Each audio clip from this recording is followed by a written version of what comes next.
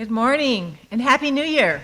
Morning. Yay. Welcome to this Unitarian Universalist Coastside Communities Sunday service. I am Laurel Frischman, and along with Noreen Cooper Heavlin, we are your worship associates for today. A very warm welcome to those visiting for the first time and to our friends at UU San Mateo who have joined us today in person and online. Whoever you are, whatever path you have traveled, whatever your age, whatever your ability, whomever you love, you are most welcome here. Whatever inspires you, whether you believe in God or in a higher source, hold to humanist or secular teachings, come from another religion, we encourage you to honor that personal flame which helps you to develop spirituality, build community, work for social justice, and change the world. And today, in a brand new year, we welcome back to the UUCC pulpit Bill Heavlin with a sermon entitled Winter Nights, a Personal Reflection. And Noreen Cooper Heavlin leads us in a modified burning bowl ritual where we'll have an opportunity to cast out the old to ring in the new.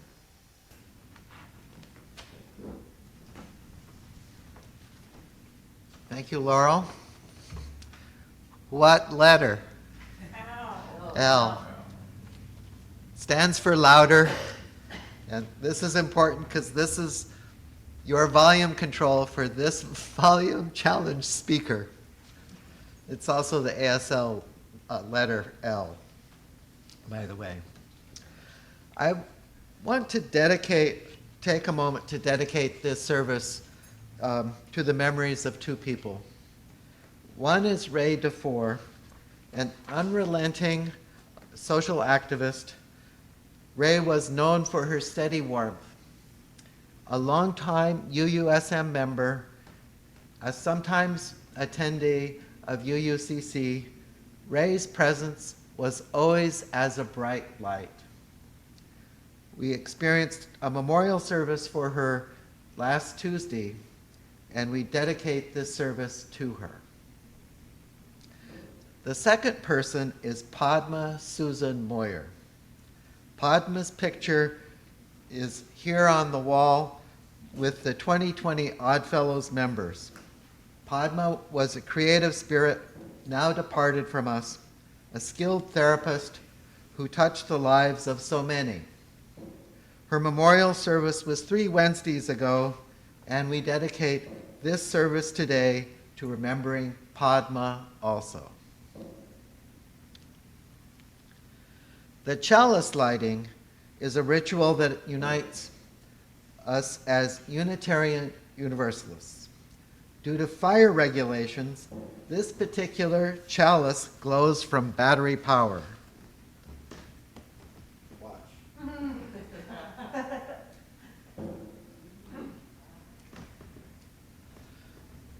Okay.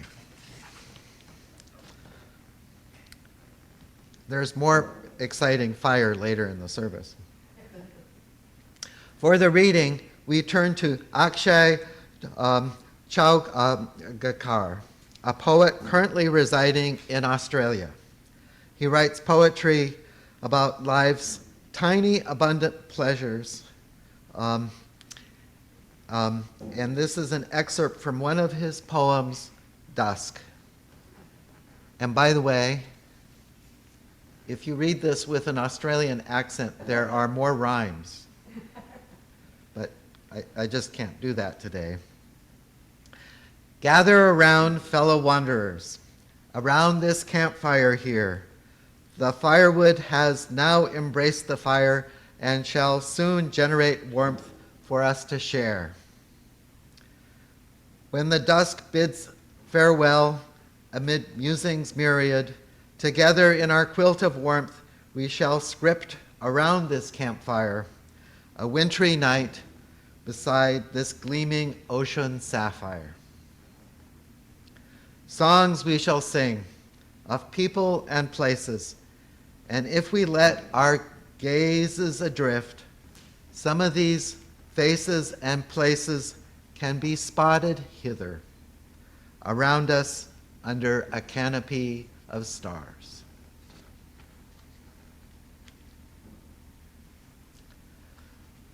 We now invite you to settle in today for a familiar UU hymn, Meditation on Breathing, number 1009 in the UU Teal Hymnal. Focusing on one's breath is an age-old meditative practice. Since our music director is on sabbatical, we'll sing this hymn together simply and mindfully with a recording by the UUCC choir, singing the verses through 3 times. The words are in your order of service.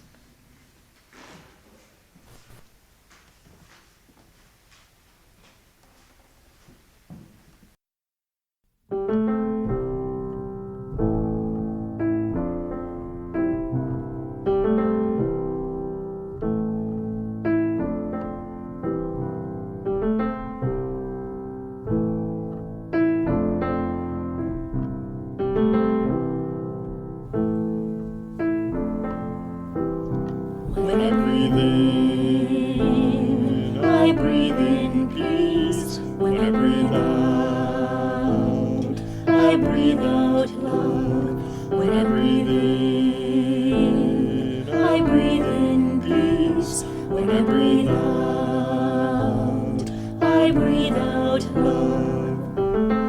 When I breathe in, I breathe in peace. When I breathe out, I breathe out love. When I breathe in, I breathe in peace. When I breathe out, I breathe out love. When I breathe in, I breathe in peace. When I breathe out, I breathe out love. When I breathe in, I breathe in peace. When I breathe out, I breathe out love.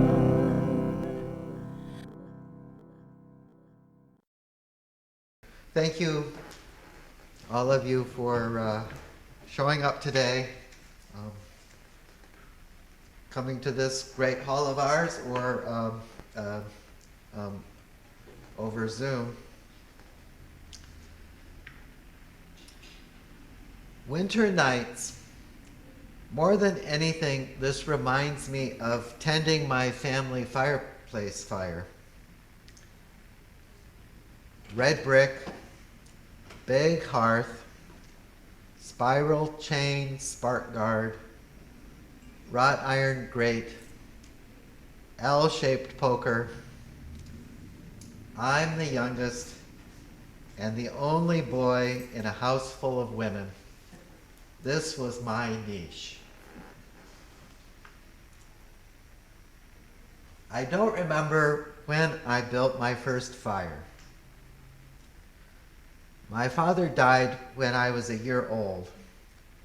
Fire duty somehow fell on the only remaining male in the house, which is me. Building fires since age 7, probably before, but all that's before the age of confirmation, so I really don't remember, not precisely. Billy, make us a fire.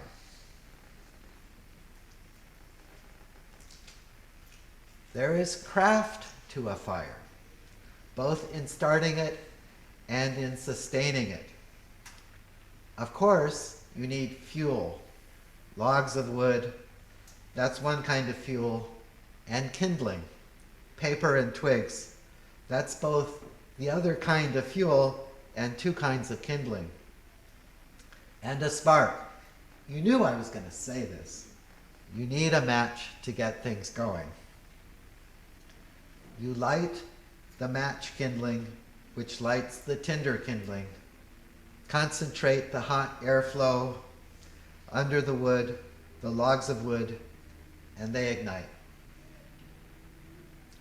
You need to manage the heat flow, ensure enough airflow. Sometimes I bow forward, blow, the coals glow brighter, The heat rises. The arrangement of the logs matters. The placement of the kindling matters. Some arrangements concentrate heat more than others. Log pyramids concentrate more than logs stacked flat. Structure and airflow. This earns me my niche. Billy, make us a fire.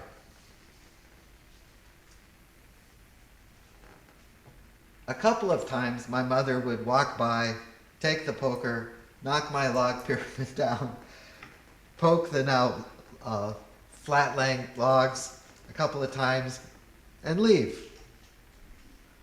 The fire would flare brightly for a while, then glow down. I'd come in, add kindling, rebuild pyramids to concentrate heat, pick spots to blow on, and nurture, get the fire going again. Now, some of you think I'm talking about how to make a fire. Like I'm the sciencey barbecue guy at a UU potluck, somewhere on the spectrum from nerdy to quirky. And some of you might think I'm talking about something else. And maybe everyone's right. The basics surely matter. Fuel, air, heat, matches, all basics. Beyond these basics, structure matters. Kindling matters. Two kinds of kindling, actually. Structure matters because some structures let air flow while concentrating heat, keep fires going. I don't quite know how to interpret my mother knocking down my thoughtful log pyramid with a poker. High status person, therefore presumed wise about all things. Anyway, she's my primary sponsor, monitoring my moral development, feeding me and supplying all the wood, matches, and my pajamas. Thank you, Mom.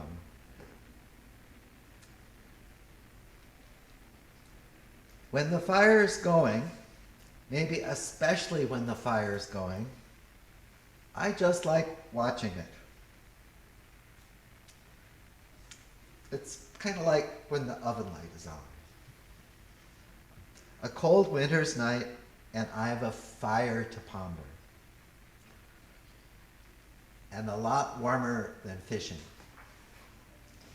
For South Dakota boys, those two socially acceptable meditation practices, fishing and watching a fire.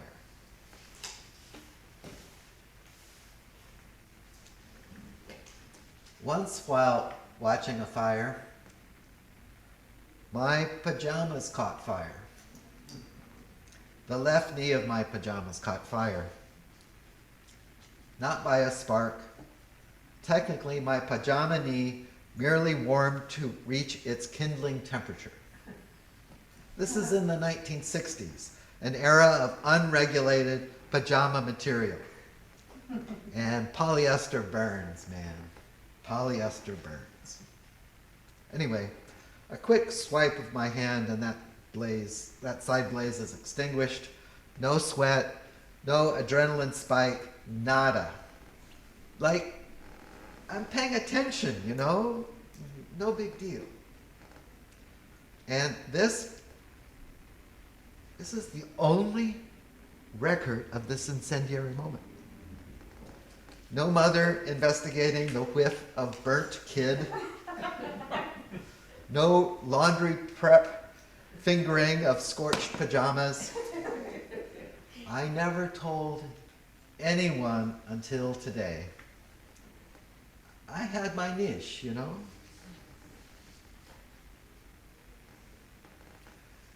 A winter's night sits on top of a certain kind of resilience, a certain kind of perseverance. You might not look like you're doing something, but on winter nights, in contemplation, you reflect. You pay attention to something anyway. And as you watch such a fire, you remember stuff. These days, I take satisfaction in dehydrating my apple crop, launching my son. Actually, I didn't, he did. Landing softly on a nearby retirement runway. Actually, I did. I did that. Assembling memory bits into some kind of meaning. When you're young, there's a nimbleness to problem solving. When you are young, most problems are new problems. And the ability to solve new problems, this is called fluid intelligence. Like extinguishing your pajamas when they're on fire, all in one fluid motion. Fluid intelligence. Fluid intelligence is much prized in the tech industry.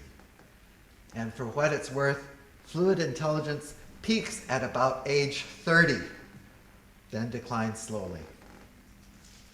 Like oatmeal cookies growing slowly stale.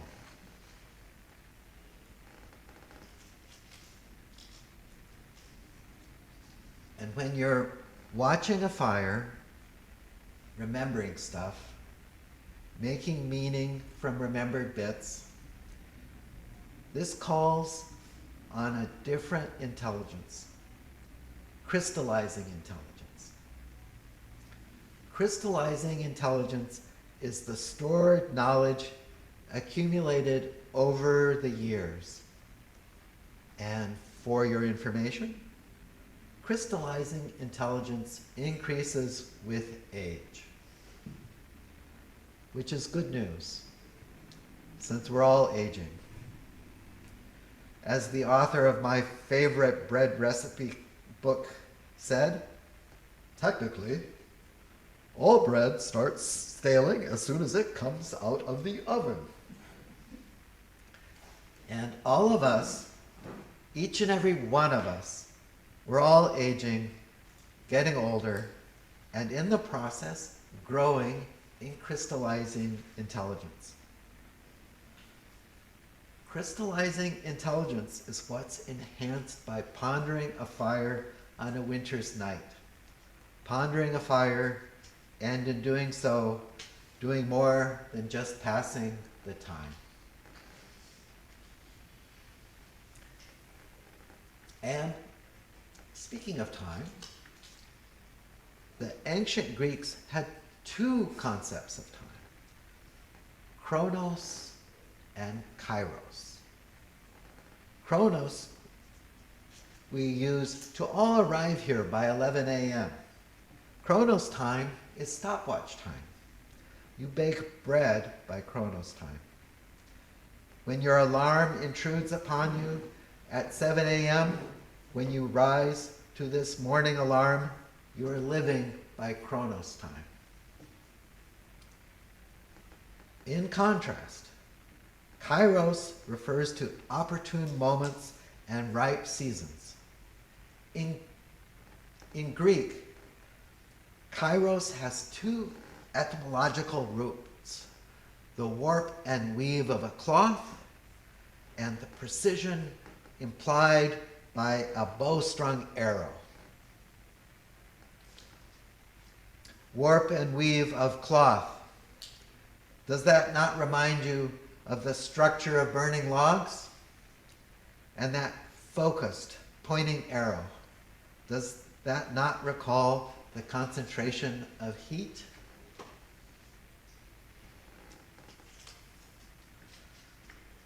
Kairos time marks the moment when you experience something useful, something beautiful, something meaningful in a worship service.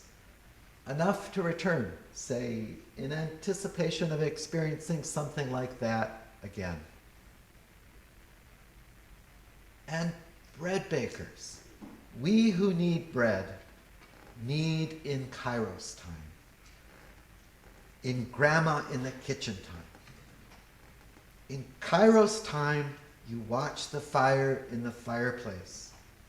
Remember and reflect. Crystallizing intelligence belongs to Kairos, when the chatter of your monkey mind grows quiet, and when meaning turns toward you and speaks to you. As Rumi says, this is a place where words are born of silence and where whispers of the heart arise.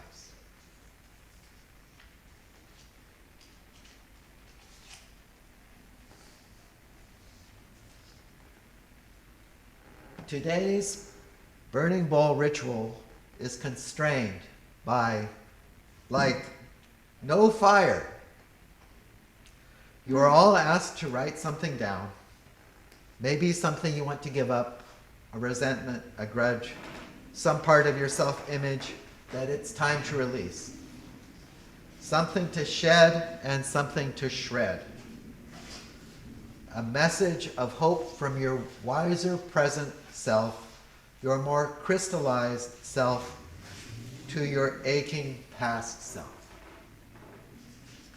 Maybe some old family squabble doesn't quite seem worth the bother anymore, because we've learned such grudges take on a life of their own, and we want to step outside that puddle of a muddle. So says your crystallizing intelligence. A message from your wiser present self to your aching past self.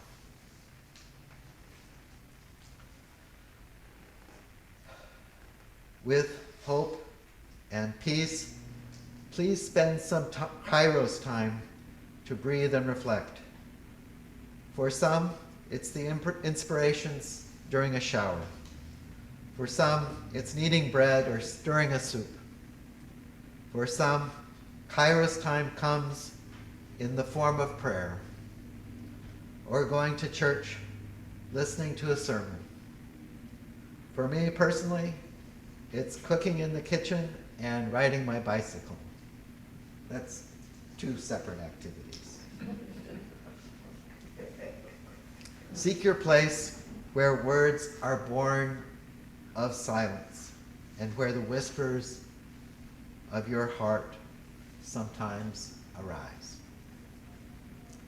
And may you recall Kairos by the light of a flame or a thought of a light of a flame. On this particular winter day, on these unfolding winter nights, nights which we share with this perplexing, beautiful world. Amen.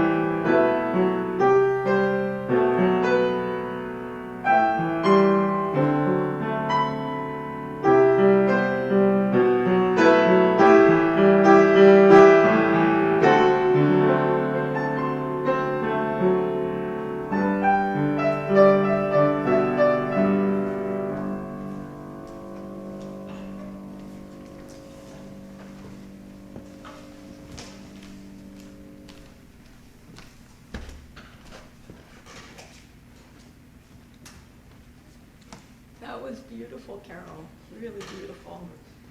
And Bill, thank you for such a heartfelt sermon. So I'm going to improvise a little before I go to the script. You know, one of the things I love about Unitarian Universalism is it keeps us nimble. And the fact that we're small also keeps us nimble. We're in a hall now where we can't use fire, and we have a fire ceremony. So what are we going to do? And the creativity, the combined creativity of Bill and Laurel and Carlene, we have this wonderful altar. And who doesn't say that fire and electricity is the same thing in its own way if you use your imagination? So we're going to use the electricity of a shredder to substitute for fire today.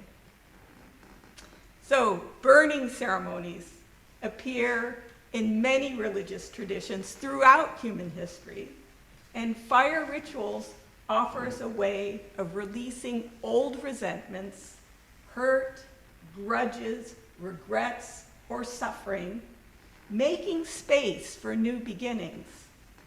And the burning bowl ceremony we are guided by today has its origins in the Unity Church. It was founded in 1889 by Charles Fillmore, an American mystic who was heavily influenced by the Transcendentalists. Same with the Unitarian Universalists, by the way. So I now invite you into a period of quietude and begin by sitting up straight in your chair, closing your eyes if you feel comfortable doing so, and inhale slowly through your nose to the count of 4.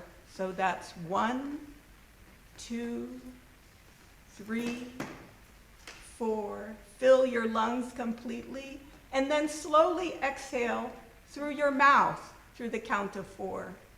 1, 2, 3, 4. Try to get all the oxygen out of your lungs. And now let's do that for 3 more times, because the breath will relax the mind. Slowly inhale. 1, 2, 3, 4. And exhale through your mouth. 1, 2, 3, 4. Do this on your own now.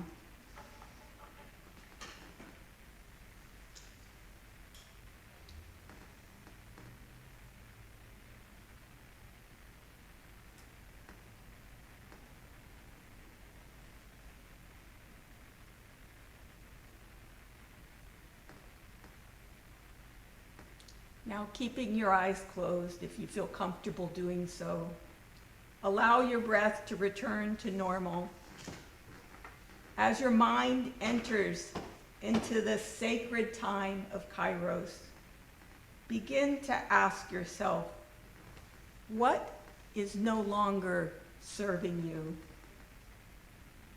What parts of your life, what things, ideas, people, ways of living have become obstacles to your becoming the person that you want to be? What's holding you back?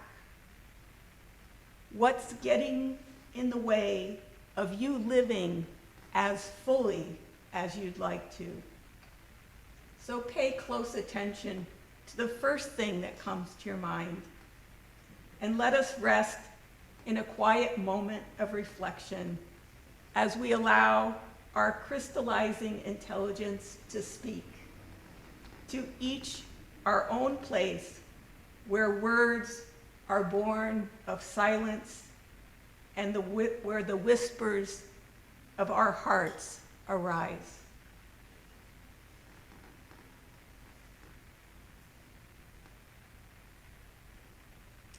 Now, open your eyes and write down words. It could be just a word or a phrase to sum up what you wish to release before entering the new year. And do this non-judgmentally to yourself, with kindness We all have ways in which we behave which are not productive for being our best selves. So I tried to dress as a fire priestess today. I'm a UU fire priestess, and I'm now going to start the flame by turning on the shredding machine. So, as Bill said, fire regulations in our lease agreement don't allow actual fires. So the next few minutes, music will invite you forward.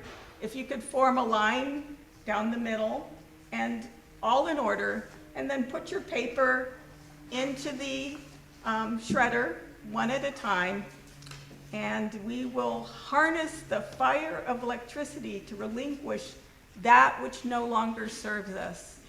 And if you want to say a word of release, you may. Otherwise, it can be just silent, and you can do this between you and yourself.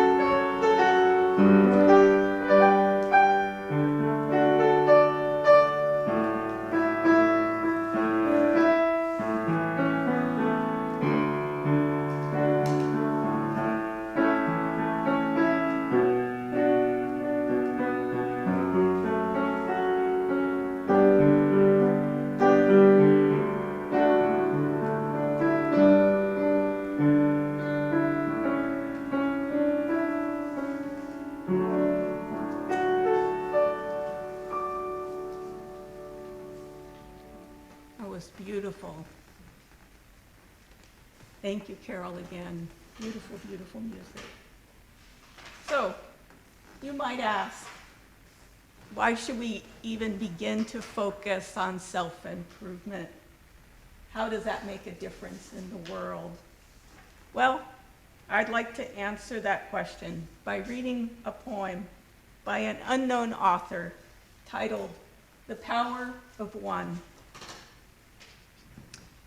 One tree can start a forest.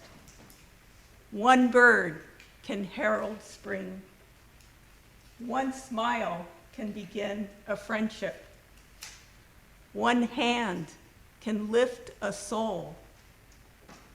One star can guide a ship at sea. One word can frame a goal. One vote can change a nation. One sunbeam can light a room. One candle can wipe out darkness. One laugh can conquer gloom. One hope can raise our spirits. One touch can show you care. One voice can wake up everybody. One life can make a difference. Be that one. May it be so. Amen.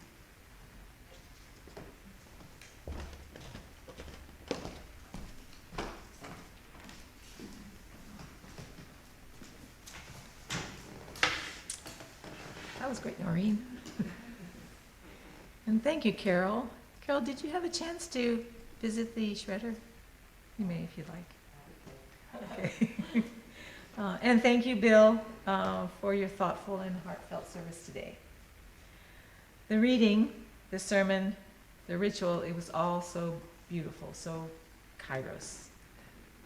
And now for a little chronos. Putting on such beautiful services and providing this wonderful hall for the gathering requires time and money.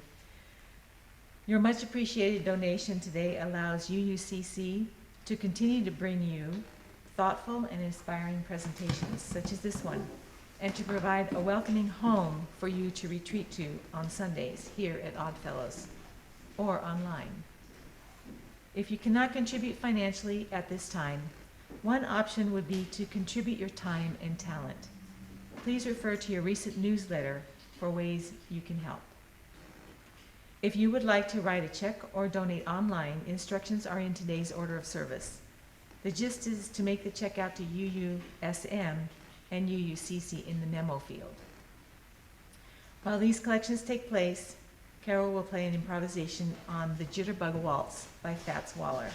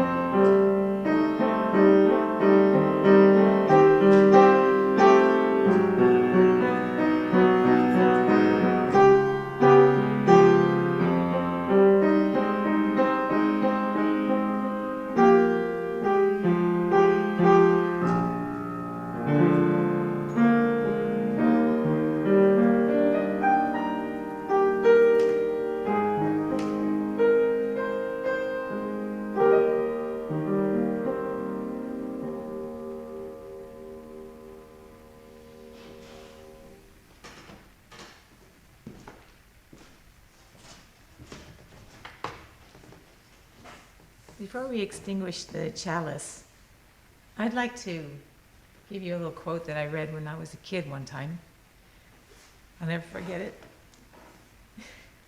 It said, "All the darkness in the world cannot put out the light of one small candle flame."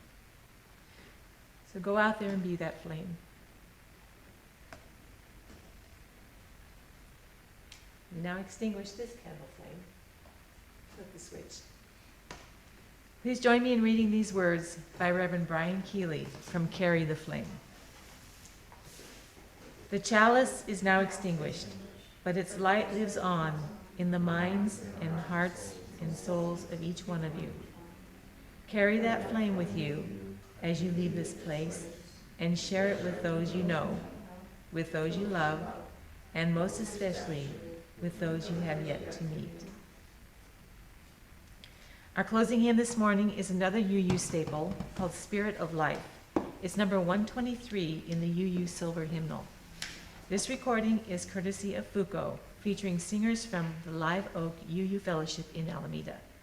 So please rise in body or spirit as you are able, and let's sing together, Spirit of Life.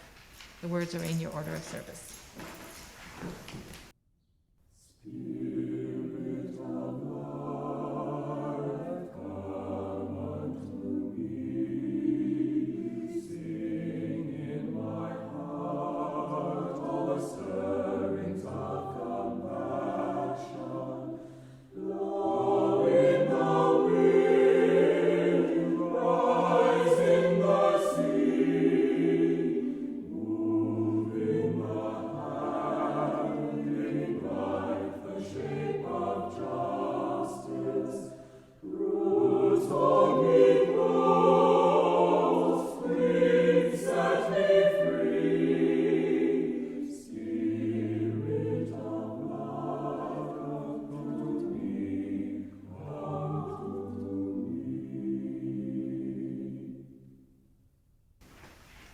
Everybody go out there and have a beautiful, beautiful week and a happy new year.